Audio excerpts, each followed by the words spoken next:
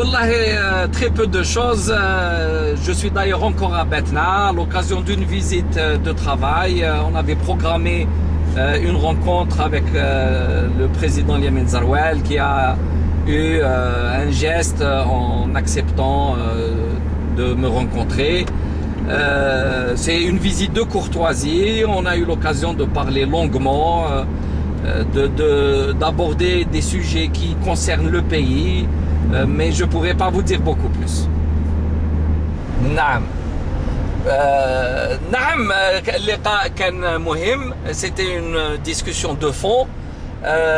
Quand on rencontre un ancien président de la République, ce n'est pas des mots juste en l'air. C'est un homme qui connaît très bien le pays, qui connaît très bien ce qui se passe. Il est très informé de tous les détails. Il sait tout ce qui se passe. Il est encore en pleine possession de tous ses moyens. Et donc c'était un grand plaisir pour moi de le rencontrer. Mais je répète, c'était dans un cadre personnel et une visite de courtoisie. Ces déclarations et ces positions sont dans le droit fil de ce que nous disons depuis très longtemps.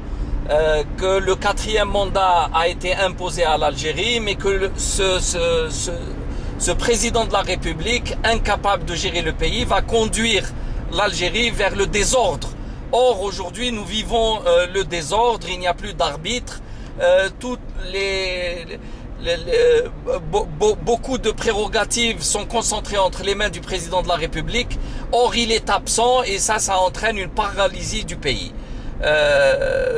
Je l'ai dit et j'ai répété, il y a une forme de désintégration du régime lui-même et cet effondrement du régime risque de toucher l'État lui-même et ça deviendrait extrêmement grave. Donc on voudrait que les gens qui sont au pouvoir aujourd'hui prennent conscience qu'il n'est plus possible pour eux de continuer à gérer le pays. Ils doivent s'en aller, mais simplement pas dans le désordre. Ils doivent organiser avec l'opposition une phase transitoire et pour aboutir soit à des élections anticipées, soit à une phase de transition. Mais quelle que soit la forme que doit prendre ce changement, il doit être maintenant rapide et il doit se faire très sérieusement et très profondément parce que devant nous, il y a des enjeux graves. L'effondrement financier et maintenant on le ressent au niveau économique est là devant nous et là il peut y avoir des dérapages. Je ne peux rien dire de l'entretien précisément. Il y a un engagement moral de ma part. Le président Yamin Zarouel a accepté avec grand plaisir, je dirais. En tout cas, il l'a fait de bon cœur pour que le public soit informé de cette rencontre.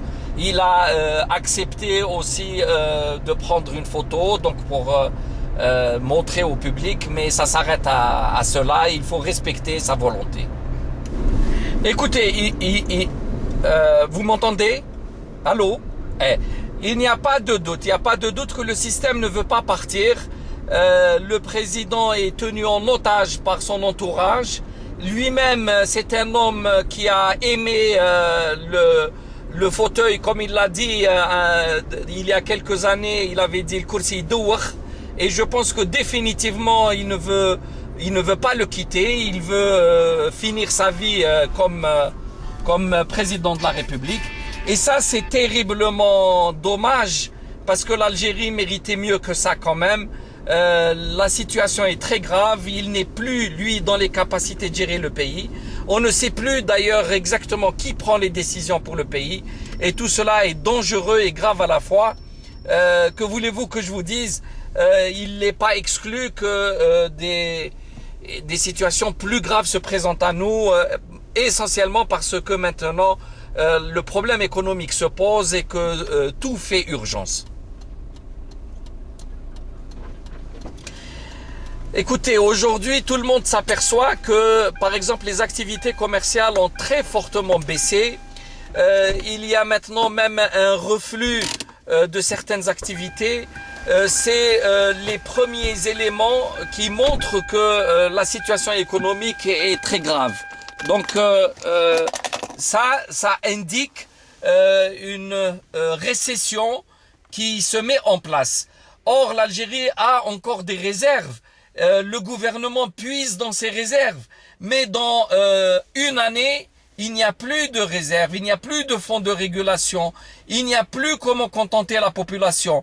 Et en face, on n'a pas de tissu industriel, on n'a pas organisé notre agriculture, on ne sait pas faire de tourisme, on ne sait pas organiser. C'est une société qui petit à petit a été assistée et maintenant elle va se retrouver brutalement face au réel. Et je pense que les Algériens ne peuvent pas accepter l'austérité de la part de ceux qui sont les responsables de cette faillite économique. On voit bien que le gouvernement et tous les lobbies qui tournent autour sont dans un état de semi-panique. Tout est possible. On a vu comment ils ont arrêté le général Ben Hadid, comment ils ont limogé plusieurs personnalités. Moi, ça ne m'étonne pas. Ils veulent envoyer un message aux Algériens. Soit vous restez tranquille ou alors on va passer à la matraque. C'est un signal évident. Monsieur Rabrab est un chef d'entreprise, le premier chef d'entreprise en Algérie. Il fait travailler des milliers d'Algériens. Je ne pense pas qu'il ait annoncé avec légèreté le fait qu'il ait des informations précises sur son éventuelle arrestation. C'est un homme sérieux. Je pense qu'il y a quelque chose et le pouvoir veut montrer les biceps pour un peu calmer ou essayer de faire pression sur les Algériens. Ce qui est étonnant en même temps, on a vu la sortie de Madani Mazrag qui lui est protégé par l'État. Il se permet de dire ce qu'il veut. C'est la chaîne sur laquelle il est intervenu qui semble avoir des problèmes, mais pas lui directement.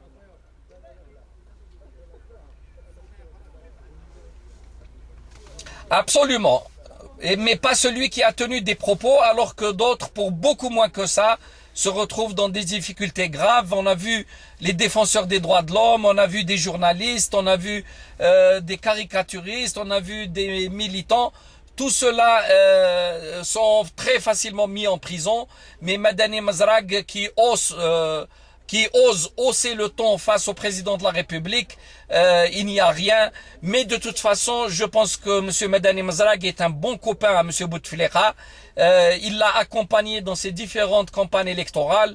Et tout cela, c'est aussi un signal pour dire aux Algériens, si vous voulez changer, eh ben, on vous entraînera dans de graves difficultés. Ce qu'avaient dit M. Sellel et M. Saadani avant la pseudo-élection d'avril 2014, ils disaient soit nous, soit la Libye ou la Syrie, ce qui signifie que c'est eux-mêmes qui mettront le pays à feu et à sang s'ils devaient partir. On aurait voulu que la Tunisie s'inspirât de l'exemple algérien, parce que les Algériens s'étaient engagés dans la réforme dès 1989. Malheureusement, l'Algérie a échoué. Nos frères et voisins tunisiens ont réussi. Nous sommes heureux pour eux. C'est un bon coup de pouce pour la démocratie dans le monde arabe. Cela me rappelle juste le fait que très tôt, M. Bouteflika avait beaucoup travaillé pour recevoir un prix de Nobel de la paix. Mais voilà qu'à la fin de son règne, il s'aperçoit que la Tunisie est bien mieux lotie dans le concert mondial, alors que lui est tristement acculé dans une situation pitoyable et invivable. Barakallahu fik. Merci. Saha, filaman, saha, bslama. Saha, salam, saha.